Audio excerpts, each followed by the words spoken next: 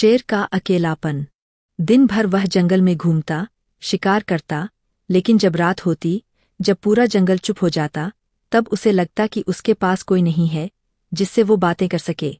बंदरों के झुंड में दोस्ती की जगह शरारत थी, हाथी अपने परिवार में व्यस्त रहते और लोमड़ी हमेशा चालाकी में लगी रहती। शेर का दिल चाहता था कोई ऐसा हो जो उसे डर की निगाह से नहीं, प्यार की निगाह से देखे। एक नया मेहमान। एक दिन जब शेर झरने के पास पानी पी रहा था, तभी उसे दूर से किसी के कराहने की आवाज सुनाई दी। बौं, आह, बौं। शेर ने कान खड़े किए और धीरे धीरे उस दिशा में बढ़ा। झाड़ियों के पीछे उसे एक छोटा सा कुत्ता मिला, घायल और डरा हुआ।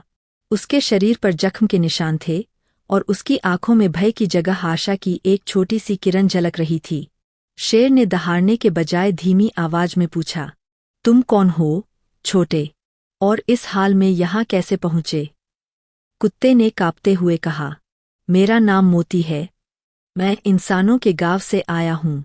उन्होंने मुझे पत्थर मारे, लातें मारी, क्योंकि मैं बूढ़ा हो गया था। अब किसी काम का नहीं रहा। मैं भाग आया और रास्ता भटक गया। शेर की आंखों में एक पल को गुस्सा आया, इंसानों पर जिन्होंने वफादारी की कीमत इस तरह चुकाई। लेकिन फिर उसके मन में करुणा जागी।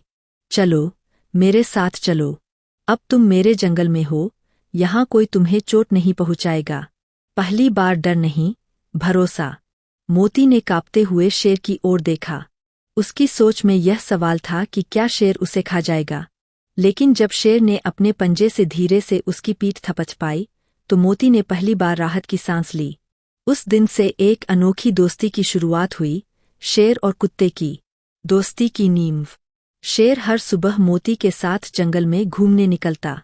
मोती छोटी छोटी बातें करता, अपनी पुरानी यादें सुनाता, इंसानों की दुनिया का वर्णन करता। शेर बड़ी दिलचस्पी से सुनता, क्योंकि उसने कभी इंसानों को नज़दीक से नहीं देखा था। जंगल के अन्य जानवरों की प्रतिक्रिया। धीरे धीरे यह खबर पूरे जंगल में फैल गई। राजा शेर ने एक कुत्ते को दोस्त बना लिया है। हाथी, बंदर, लोमड़ी सब हैरान थे। लोमड़ी ने तो व्यंग्य में कहा, वाह, अब जंगल का राजा किसी पालतू को अपना साथी बनाएगा। क्या जमाना आ गया है। लेकिन शेर को किसी की परवाह नहीं थी। वह जानता था कि सच्ची दोस्ती रंग, रूप या ताकत से नहीं, दिल से होती है। दोस्ती की परीक्षा। एक दिन जंगल में सूखा पड़ गया। नदियां सूखने लगीं, झीलें सूनी हो गईं। सभी जानवर अपनी जान बचाने के लिए यहाँ वहाँ भटकने लगे। मोती कमजोर था, उसकी सांसें तेज चलने लगीं।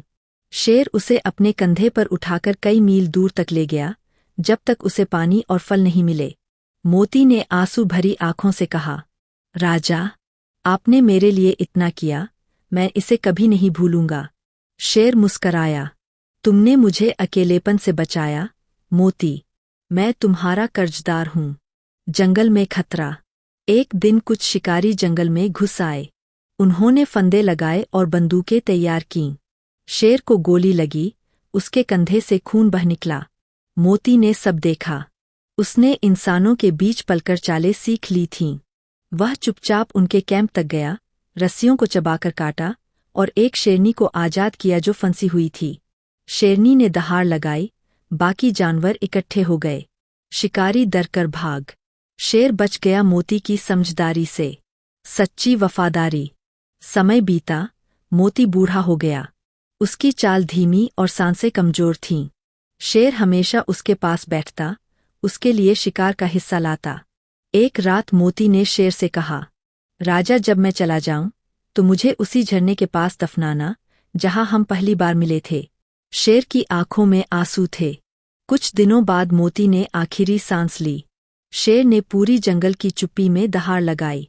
वह दहाड़ डर की नहीं थी, दर्द और प्रेम की थी। शेर ने मोती को उसी झरने के पास दफनाया और कहा, दोस्ती जाति, रूप, ताकत से नहीं, दिल की सच्चाई से होती है। आज मैं राजा नहीं, एक दोस्त खो चुका हूँ। अमर कहानी। वर्षों बाद भी जब उस झरने पर हवा चलती है, तो लोग कहते हैं कि वहाँ दो परछाइयाँ दिखाई देती है, एक शेर की और एक कुत्ते की, जो साथ साथ चलते हैं। यह कहानी सिर्फ दोस्ती की नहीं, बल्कि विश्वास, बलिदान और सच्चे प्रेम की मिसाल है। झरने के किनारे, जहां मोती की यादें हवा में बसी थीं, वहां शेर सिंहराज अक्सर बैठा करता था। समय बीत गया, लेकिन उसका दिल अभी भी उस छोटे कुत्ते की याद में डूबा रहता। हर सुबह वह झरने में अपना चेहरा देखता और बुदबुदाता, मोती, अगर तुम होते तो कहते, राजा, उदास क्यों हो।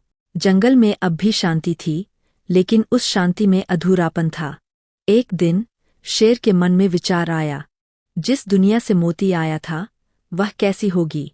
इंसान कैसे होते होंगे, क्या सच में सब बुरे होते हैं। उसने ठान लिया कि वह गांव की ओर जाएगा, जहां मोती का अतीत छिपा था। सफर की शुरुआत। सुबह सुबह जब जंगल के पंछी गा रहे थे, शेर ने अपनी यात्रा शुरू की। कई घाटियां, पहाड़ और नदियां पार करने के बाद वह एक गांव के पास पहुंचा। गांव के बाहर एक बूढ़ा किसान लकड़ी काट रहा था। अचानक उसने झाड़ियों में हलचल सुनी। कौन है वहां? उसने कांपती आवाज में पूछा। शेर धीरे धीरे बाहर निकला, उसकी अयाल हवा में लहरा रही थी। किसान डर से पीछे हट गया, पर शेर ने दहाड़ने के बजाय शांत स्वर में कहा, डरो मत, मैं शिकार करने नहीं आया। किसान स्तब्ध था। एक बोलने वाला शेर। मोती का गांव। शेर ने गांव के बीच जाकर देखा, वहां बच्चे खेल रहे थे और कुछ लोग चक्की चला रहे थे। शेर को देखते ही सब भाग खड़े हुए, लेकिन तभी एक बूढ़ी औरत सामने आई। उसकी आंखों में डर नहीं, पहचान थी। उसने कांपती आवाज में कहा, तू मोती का दोस्त है ना? शेर रुक गया। आप मोती को जानती है? हाँ बेटा, वो मेरा कुत्ता था। जब वह बूढ़ा हुआ तो लोगों ने उसे निकाल दिया, पर मैंने हमेशा उसके लिए दुआ की थी। उस औरत की आंखों में आंसू थे। शेर ने झरने वाली कहानी सुनाई, कैसे मोती ने उसकी जान बचाई, कैसे वह सच्चा दोस्त साबित हुआ। पूरा गांव सुनने लगा। पहली बार इंसानों ने किसी शेर को राक्षस नहीं, भावनाओं वाला जीव समझा। इंसान और जानवरों के बीच की दीवार। शेर ने कहा, तुम लोग जंगल में आते हो, फंदे लगाते हो, शिकार करते हो। क्या कभी सोचा है कि जानवर भी परिवार रखते हैं? दुख, प्रेम, भय महसूस करते हैं। गांव का मुखिया आगे आया और बोला, हमने हमेशा जानवरों को डर और मांस के लिए देखा, पर आज पहली बार कोई शेर हमारे बीच इंसानियत लेकर आया है। उस दिन से गांव वालों ने निर्णय लिया, अब वे जंगल में शिकार नहीं करेंगे, वे जंगल और जानवरों की रक्षा करेंगे। मोती की याद में मंदिर। गांव और शेर ने मिलकर मोती की याद में झरने के पास एक छोटा सा मंदिर बनाया। उसमें एक मूर्ति थी, एक कुत्ता और एक शेर साथ बैठे हुए। उसके नीचे लिखा